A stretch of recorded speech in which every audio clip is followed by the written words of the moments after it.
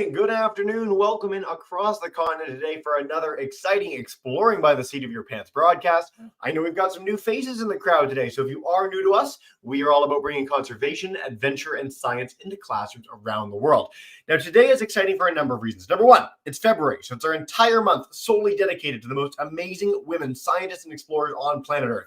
We always kick out the dudes all February long, and we have like 55, 60 broadcasts with the most amazing women on planet Earth. So a big thank you for joining us, all in commemoration of the International Day for Women in STEM, which is February 11th. It was the Super Bowl too, but that is way less important, trust me. We're also continuing our epic series from last week. We partnered with the amazing folks at If Them, which is the single greatest initiative showcasing women in STEM ever conceived of ever. There are so many incredible resources on their website, so much to explore and discover. I've been linking it to all our registered classes over the last few weeks. If you joined us last week, you'll know that we had 15 amazing explorers and scientists join us. We had National Geographic photographers, archaeologists, deep sea divers, neuroscientists. It was a wild ride. You can catch it all on our YouTube channel. Lots to explore and discover there. Now, today we are bringing in Dr. Jenny Briggs. She is going to get us fired up for science. She's a biologist who spent many years investigating burning questions about fire, wildlife, and habitats. Her work has taken her all manner of places to do all manner of things to protect forests and roast marshmallows during prescribed burns as well. So lots of fun stuff that you get to do when you are a scientist. So without further ado, I'm going to stop talking. I'm going to welcome in Jenny. Jenny, thank you so much for being here today, and so nice to have you. Thanks so much, you too, and welcome to all the kids and teachers. I really appreciate you tuning in. I know you have a lot to share with us, so I'm going to disappear myself, and I brought up your presentation, so you are good to go to take us away and blow our minds. Okay, well, and hopefully you can help me when I have questions for the audience and share some of their answers, because I believe science is all about asking questions and figuring out answers, and I love hearing what people are curious about. So my quick background is I currently live in Colorado at the base of the Rocky Mountains with my family. I have two kids that may be similar ages to some of you, a daughter named Iris, who is 13 right now, and a son named Sam. And this shows them when they're a little bit younger, they have loved being outdoors and exploring the world with me from the very start. But I am curious, they've seen some fires along the way because their mom is fascinated by fire. And I'm curious where you live, if you've seen fires, whether that's campfires like I've roasted marshmallows at with my kids, or a forest fire happening in the middle of the wilderness, or a fire in a city or a town. I'm curious if some of you would like to share what types of fire you've seen. And then my second question as we get started is, what do you think about those fires? We had to teach our kids, fires are hot, fires hurt, fires burn you. Our little boy would like to stick his hand in the flames anytime he got a chance, and he had to learn the hard way. That's dangerous. That's not something you do. But when fires happen in the forest, do you guys think they're dangerous? Do you think they're scary? Or do you think they're natural? Do you want to put them out? Do you want to let them burn? What things have you felt and seen and heard regarding fire? Well, this is a fascinating question, and YouTubers, feel free to chime in. Our Smith Smarties crew, if you guys want to chime in on the StreamYard chat, please do. We'd love to hear your answers. Some of the early answers coming in are that they are dangerous. They are a little scary. So yes, to your first 2 points, I certainly know when I was growing up, that's how I felt about forest fires. I've never seen a full-fledged forest fire, but I've certainly had campfires in the woods. I've had big bonfires in places where it's safe to do so, with people that knew what they were doing when they set them up on places where they weren't likely to cause any impact. And I know growing up for me, I would go to parks, both provincial and national parks in Canada, where there were fire warnings. So there were things where you could have a fire or you couldn't have a fire, depending on the conditions generally in the area around. Our other comment coming in is that it's something to put out as soon as possible. So if you get a forest fire, you should absolutely put it out. If we get any more comments, I'll share, but that's a great place to start, Jenny. Yeah, no, those are very relevant answers. And I think there's a lot of variation in the world, of course. So some people get exposed to fires and some don't. And some have really strong reactions and some are more calm. But Yeah, I guess I would like to share how I started getting interested in this. I actually grew up in a place that's really, really wet, where the fire danger and the number of fires happening is extremely low. I grew up in the north of England. There's a lot of mud, there's a lot of rain. Um, if a fire happens, it's usually on purpose. We have a national day called Bonfire Night, November the 5th, where people have fireworks and big bonfires and roast sausages. I'm not sure about marshmallows. Maybe marshmallows are a thing in England, but they weren't much when I was growing up. And we have a lot of animals like this hedgehog that love these sort of damp and wet and muddy conditions. So when I was a kid, I did not get exposed to forest fires happening in the wild.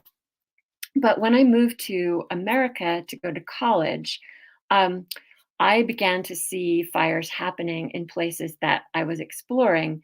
And these pictures show some fires in and around Lake Tahoe, a big and beautiful giant lake that some of you may be familiar with, in between, or it kind of sits on the boundary between California and Nevada.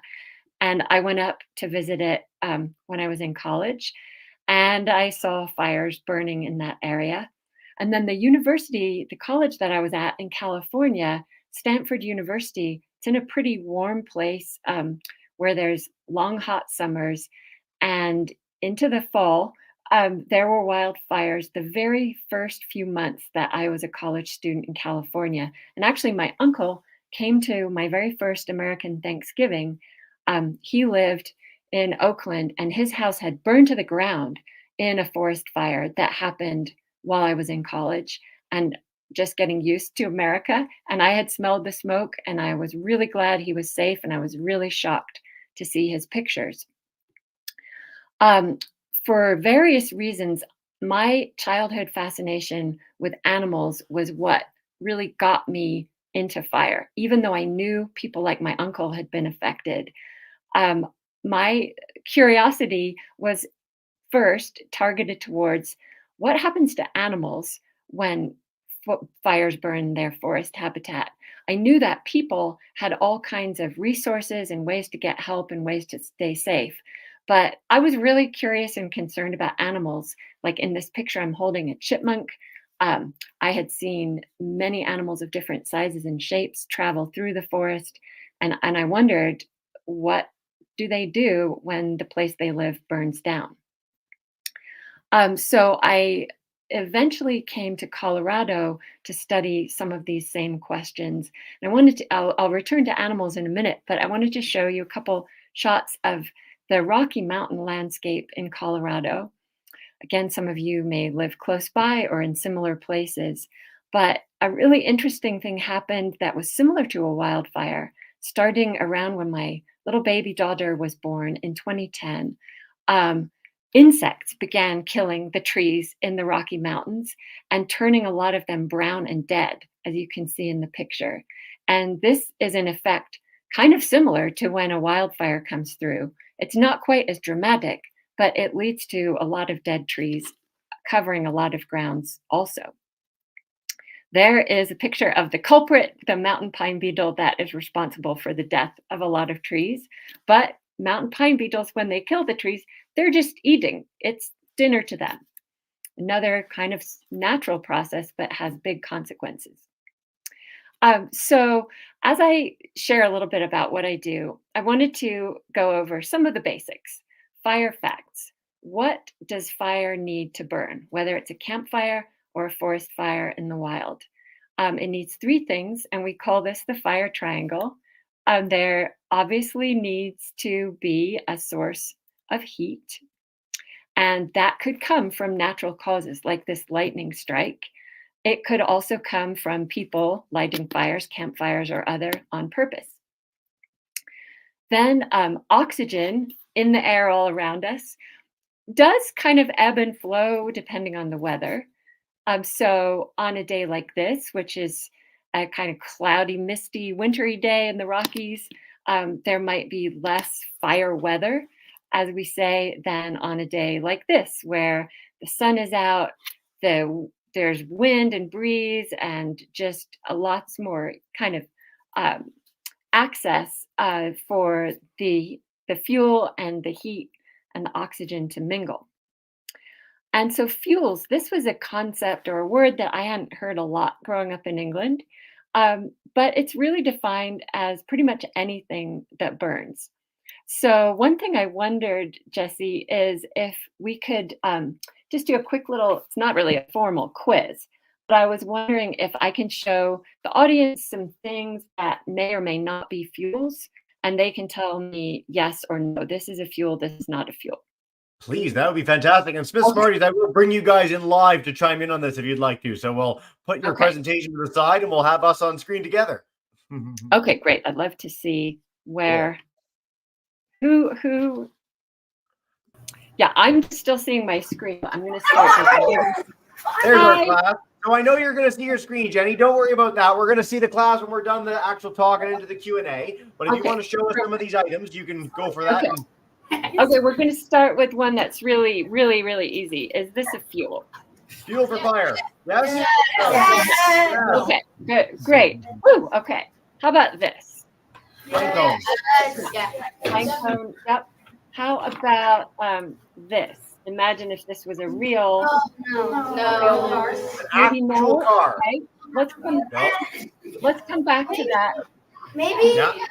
Maybe. Okay. Maybe. I'm hearing some maybes. Could a car burn? Have you ever seen a car burning? We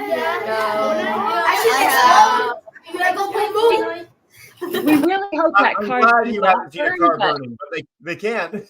Yeah, if they got in the path of a fire, they certainly could get burned, unfortunately. Okay, what about, this is actually something that I have worn. It's part of my protective gear as a fire scientist. This is a fire shirt with a fire-resistant material called Nomex. Do you think this would burn? No. Great point. Right. It's fire resistant. So if it's designed to prevent fire, probably not. Probably, yeah, great summary and good points.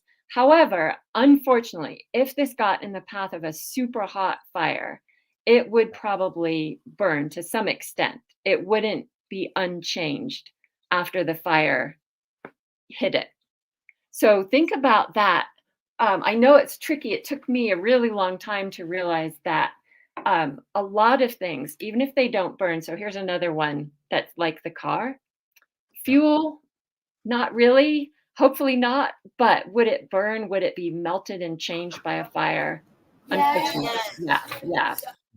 Okay, so that is one of my criteria personally. How about this?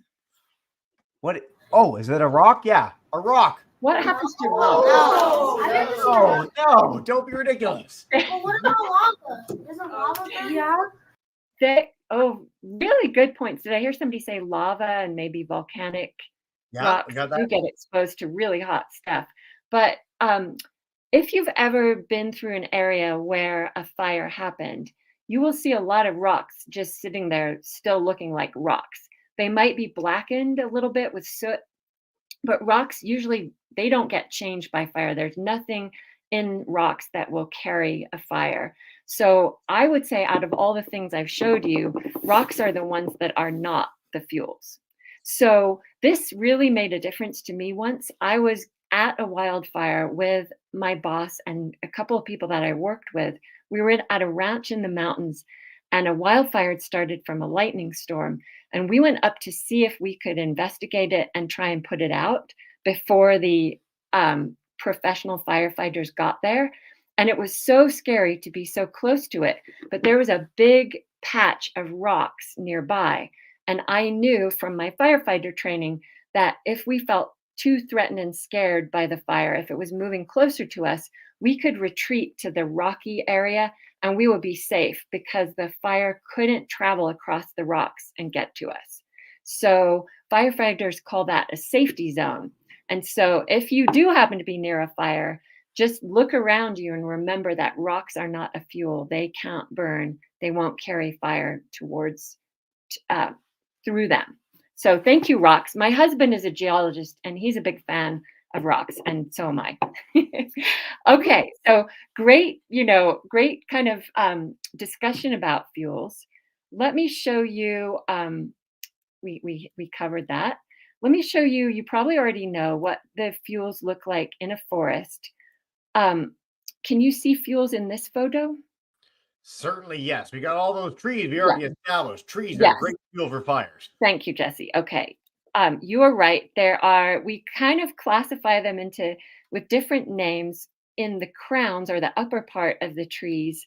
We talk about the needles and the branches up there. Oh, I have some on my desk too as the crown fuels. And then on the ground, not surprisingly, we call those big logs and pine needles and pine cones, like I showed before, and sticks and twigs that fall to the ground. We call those surface fuels. And this kind of makes a difference for when fires begin because the different fuels cause different types of fire to occur. So, for instance, I have been at a lot of surface fires, and I want you to think about because we talked about how we feel around fire a little bit. And so, think about how you might feel if you saw this type of fire near you. A surface fire is kind of creeping along the ground in those surface fuels.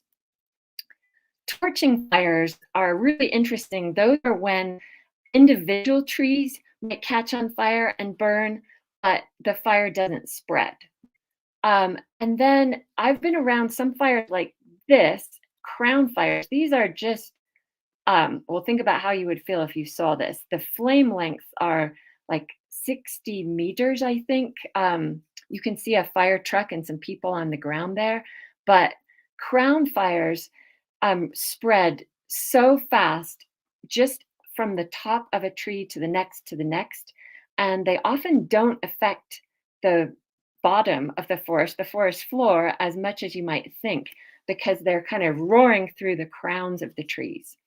So those are three of the different types. And then we can often have a mixed severity fire, which, just like the name, is sort of a fire where there's a combination of those different types of fire behavior, kind of initiated by the different types of fuels. And then finally, an important type of fire that's being used a lot in certain places is prescribed burn. And that is where a fire is lit on purpose by a fire crew that has been trained to do just that.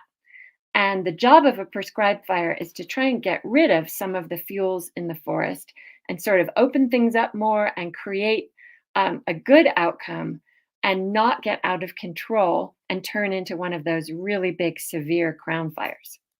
So I want to ask you, looking at the next pictures, what type of fire you think happened in these places. Here you can see just like thousands of acres of blackened trees. What fire do you think led to that? Our Smith Marty screw, what do we think? Crown. Yes, absolutely. Great answer. I agree. What about this one? Trees. Surface. Yeah, what Okay. do you, I hear a couple different opinions. Look at the surface. Do you see anything alive still on the surface? I mean, we see some green on the surface, but it's near the beginning. Okay. So it is still alive. It's not just branches that have fallen down. Mm-hmm. Or was like crown. Yeah, I hear people saying crown, and I think, to me, looking at this, I wasn't there when this fire burned, but it did seem to burn the crowns of the trees. You can kind of see some brownish dead needles sort of hanging around on some of the trees in the background, but a lot of the trees just look like they got pretty much, burned to a crisp, and not a whole lot of green stuff is left anywhere. There's a little on the surface, though, so maybe this was mostly in the crowns. It's a good eye to look for clues. How about this? This is another aerial view from a plane. Crown. Crown. No, surface. Crown. Yeah. Remember there was one category that was called mixed? You think maybe you can kind of see the black on the surface. Because up top there's like burnt trees. I love that you guys are thinking through this in real time. This is amazing. I know. Class, you guys rock. I think I hear some fire scientists that are, already thinking like fire scientists here. So yes, there's patches that were crown fire. There's patches that were surface that you can see some of the trees got left sort of half brown, half green. So I would call this like a mixed severity fire. And then these are two shots. What do you think you're seeing here? Torch, maybe? Surface? Maybe some surface, maybe some torching. Again, there's some. Do you see any totally blackened and dead trees? No, it's prescribed. No. Yeah, I heard somebody say prescribed. These were pictures were taken after a prescribed fire, so that was a really good answer. And prescribed fires are gentler and less. They're more patchy. They're more mixed. They don't tend to blacken the whole forest or take out whole big patches and kill that. So great answers. Okay, I want to ask you a couple more questions. We're almost getting to the end of what I wanted to share, but how do forest fires affect animals? Let's think of different types of animals and their movement, their habitat, and their food. So the first pictures I took before a prescribed fire were of this rattlesnake. What do you think might have happened to it during a fire? Ooh, and again, YouTubers, if you guys want to chime in too, don't be shy. But our Smith crew, you guys are amazing. So I'm going to bring you in. What could have happened to the rattlesnake? Maybe the ground could burn and then he could burn. Cool. Hiding under a rock because it's that flammable. No, so it's like gonna ruin all the ground and it's Is he hiding under rocks? So hiding under rocks. Okay, let me show you the after picture. Please. And I think a few people got this absolutely correct. Yeah. This is a blackened forest floor and a dead burned snake that my friend Susan found after the prescribed fire. So whoever guessed that might happen was certainly correct in this case. Other people did say that the snake might be able to hide under its rock, and I think that also could have happened for some snakes. But snakes have kind of limited options. I think you're agreeing with me there. Other animals are more mobile and they can go up and down and back and forth. So the ones that I studied the most were animals like squirrels, chipmunks, mice. They have a cool behavior that they eat the seeds of pine trees and they also bury them and hide them and store them. So this cool Abert squirrel with the fluffy ears, I was worried about those guys after a fire because they make nests in the trees and they eat cones. This is how they regularly eat cones and leave the cores behind. But I was thinking, like, what would happen when the pine cones were burned and when the seeds were kind of crisped up on the forest floor? But some of the animals did fine. These are some that I trapped. I can show you. I would put out these metal traps in the burned habitat after a fire and see who was still there. And so I have a trap here that I'm holding. You can see it has like a little door that animals would go in. And I'm just going to reach in like I really did, see if there's an animal in there right now. There does seem to be something in there. Okay, I'm going to have to, oof, it's a mouse. I found a lot of deer mice. This is obviously not a live mouse, but I found a lot of deer mice in the burned forest after the fire because they had buried some seeds that they were coming back to look for. And also they like to eat the insects that are attracted to the scene of a fire.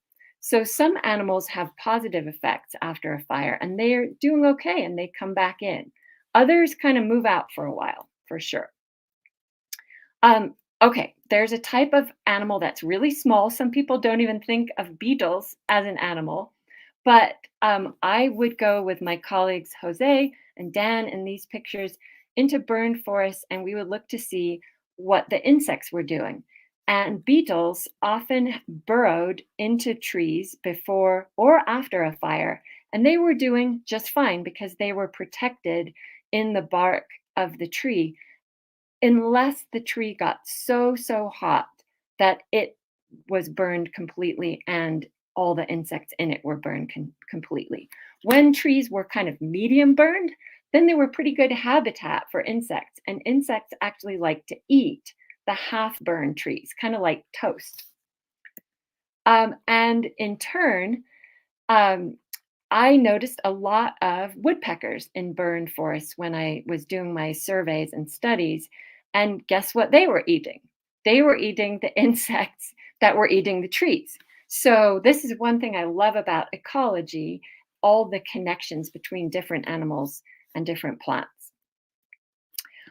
Deer, we noticed, would come back into burned areas pretty quickly once the plants had started to recover a little bit and regrow if they weren't burned, because there's kind of like extra nutrition in the soil after a fire.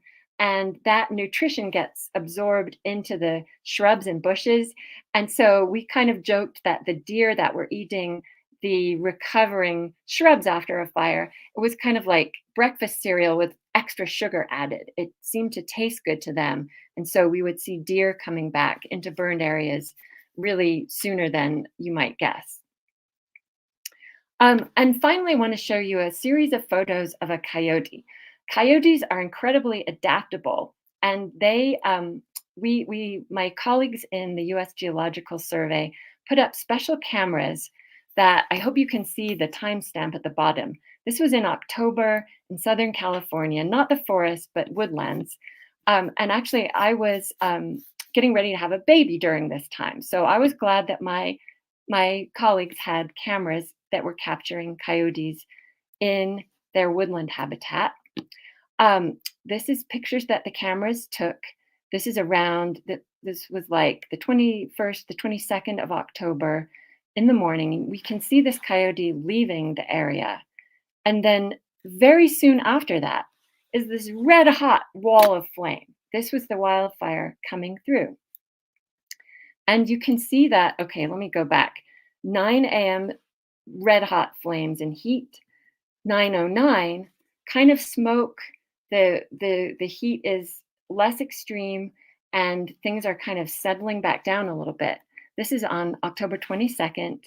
And then on October 25th, in that exact same spot, here goes a coyote again, just going about his business, exploring his habitat or hers, whatever this coyote is doing. They're not too thrown off by the fact that the habitat has changed a lot. You can just see these blackened sticks where there used to be willow trees and shrubs. So I've shown you how many animals adapt to fire and deal with fire. One question that I always had is, how can people stay safe around fire? Maybe we can talk more about that in the discussion, but I just wanted to share with you quickly, my last slide is what I felt like I needed looking back as a fire scientist. And I can tell that you all have the first thing very much, curiosity, also determination to figure out what was happening, figure out how science could help people manage forests and manage animal populations and stay safe. I also did a lot of studying biology, both in high school and college. I had to learn how to drive a truck on dirt roads to get around as part of a fire team. And I had not been exposed to that growing up in England. So that was an adventure. And I had to do quite a bit of specialized training on safety, on some of the fire facts that I shared with you, on how to have good endurance and stay strong during my work. I had to have personal protective equipment like this Nomex. You can see I'm wearing like an entire suit of that material. And I would always usually have a helmet on my head and a whole lot of tools and shelters and stuff in my belt to stay safe if a fire changed direction or became more of a threat. I spent a lot of time, I'm really grateful to time with fire crews and foresters, and they taught me how to respect fire, how to respect safety, and how science and management can go together to, like Jesse said, to kind of help protect our forests, but allow the natural processes of fire to happen that animals and plants really do need. So I'm curious to hear your comments and questions. If you think, after listening to some of these, maybe some new insights, is fire always harmful and dangerous? Can it be helpful? What are some things that you might want to investigate? either to do with fire or not. I'm showing a couple pictures of kids doing slime experiments. This is my daughter. She is more of a slime scientist. But I did see a kid poster at our local science fair about does it burn, where a kid in elementary school was testing a lot of fire questions in a safe way with her family. So I'd love to hear some specific questions that you have for me and any thoughts about fire that have come up for you. Well, thank you so much, Jenny. That was a wild ride. If you want to come out of screen share so you can see us again, have a bit of a conversation, that would be amazing. I'll give you a second to do that. As you said, we're going to dive in with questions. We got 15 minutes together. So Smith Smarties, we're really excited to come to you a whole bunch. You're one of the most interactive classes ever. So you guys rock.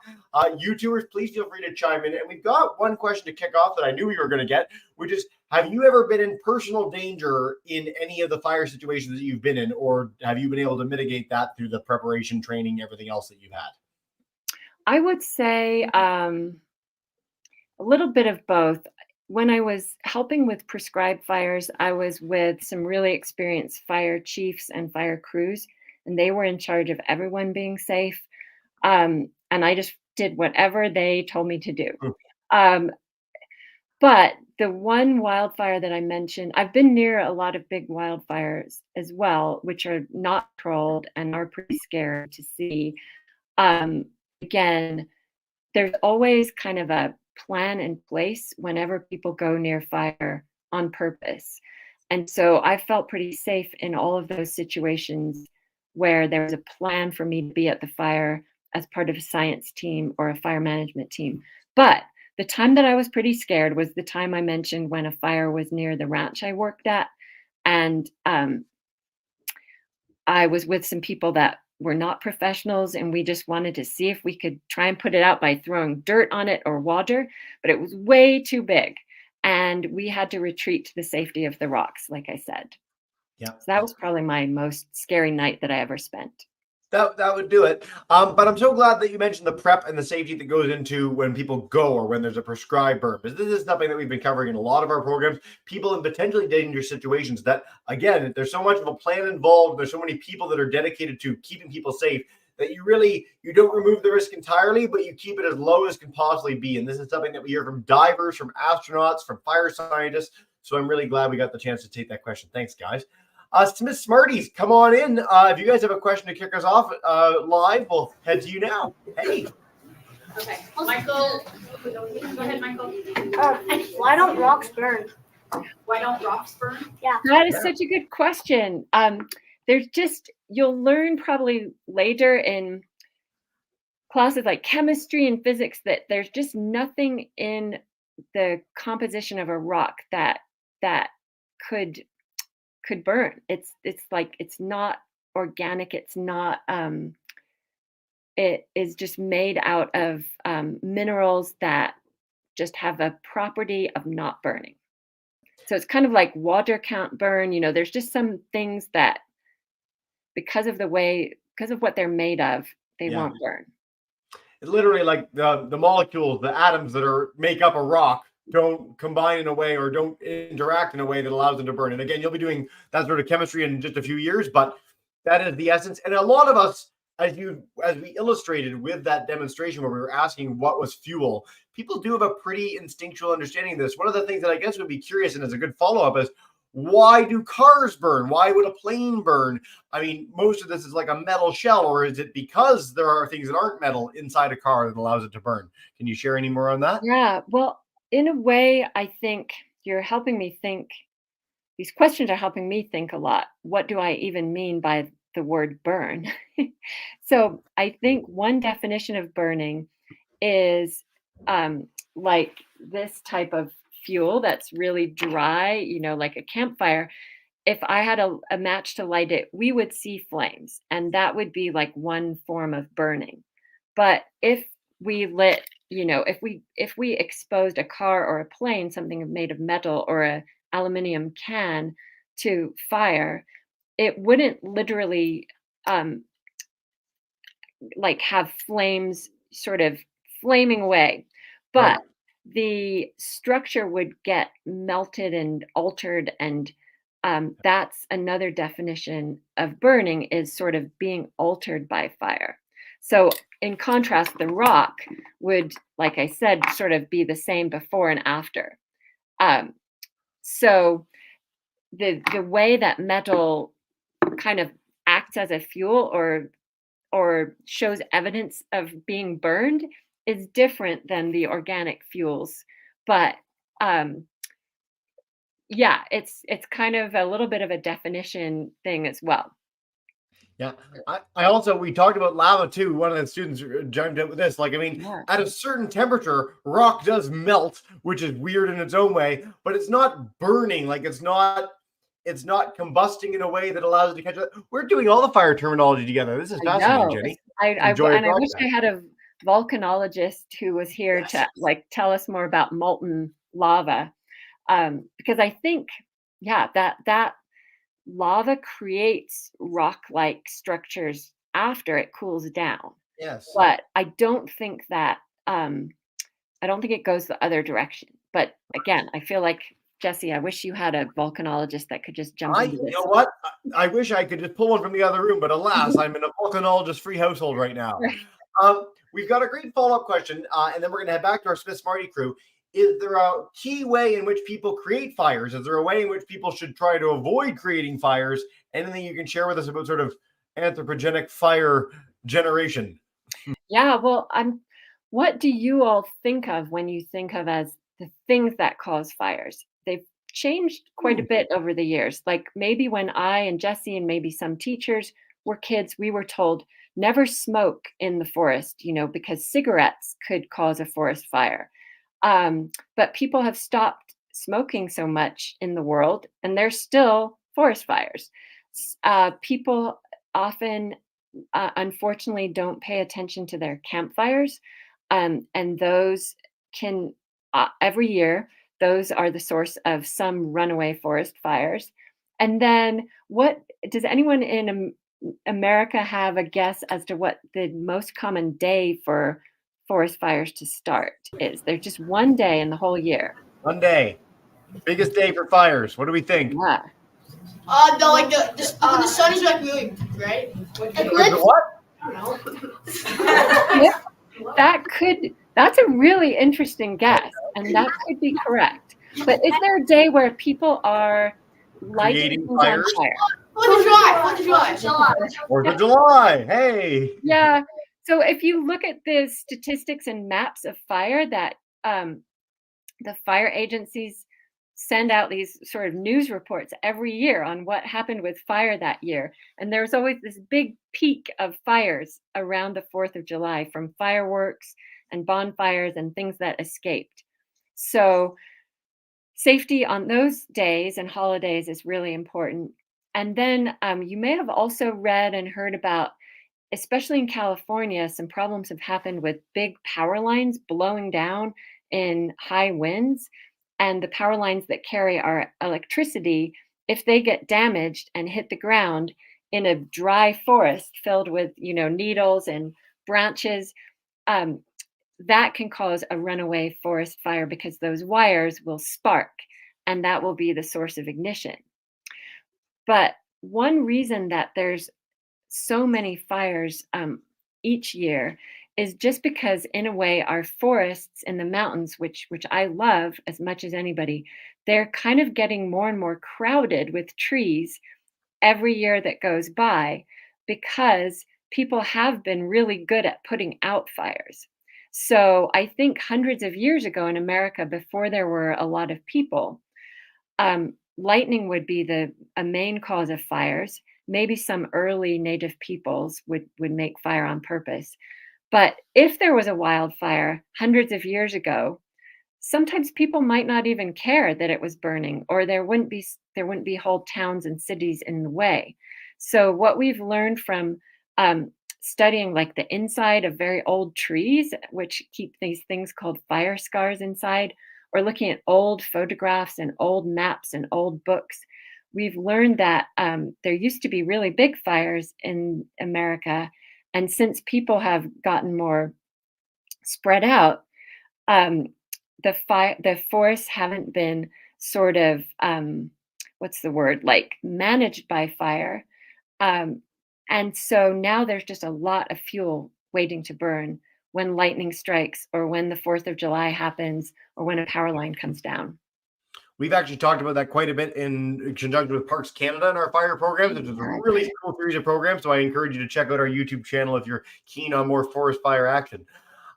Jenny, time flies and you're having fun, so we're nearing the end of the broadcast. I'm going to head to our Smith Smarty Screw for one final question with a note that, again, if you want to check out the full If Then series, there's so many more amazing programs, lots to explore there. But we want to say a big thank you to you for joining us today, and we'll bring in our class for our final question before we say farewell. Hey, guys. Go for it. What would happen if a prescribed fire got out of control? Ooh, that is a great question, and that has happened quite a bit. I don't know if you guys have heard of specific cases, but basically what has to happen in terms of safety is the whole plan has to switch from this is a fire that we're doing on purpose that's done under control to this is an emergency. We need to get emergency resources like planes with fire retardant that they can drop from the sky or more fire engines with water.